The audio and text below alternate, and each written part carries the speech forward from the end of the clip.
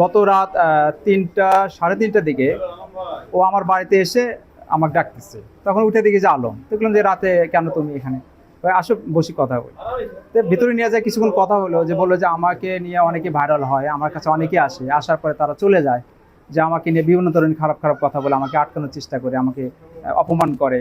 আর বিশেষ করে রিয়ামণিকে আমি প্রচণ্ড এখনও ভালোবাসি। রিয়ামণির তার খুব প্রচণ্ড কষ্ট নিয়ে আমার কথাগুলো বললো যে তাকে আমি ভালোবাসি। তখন আমি বললাম যে ঠিক আছে, এখন আর কথা বলবো না, তুমি ঘুমাও, সকালে কথা বলো, তুমি খেয়ে নেওয়া আগে। বললো না, আমি খাবো না, সকালে খাবো, এখন আর খাবো না। পরে আমি আমার দোতলার উপরে ঘুমাইতে দিছি। সকালে উঠে যা দেখি শুয়ে আছে, তো আমি আর ডাক দিই, খালি জ্ঞান জ্ঞান জ্ঞান জ্ঞান কথা বলেন, ওইভাবে কথা বলেন। পরে দেখি যে ঘুমের ওষুধ খাইছে, সেটা পড়ে আসে নিচ্ছে। পরে আমি দ্রুত আমাদের ধুনট হাসপাতালে নিয়ে আসি, সেখান থেকে আবার এই জিয়া রহমান মেডিকেল কলেজে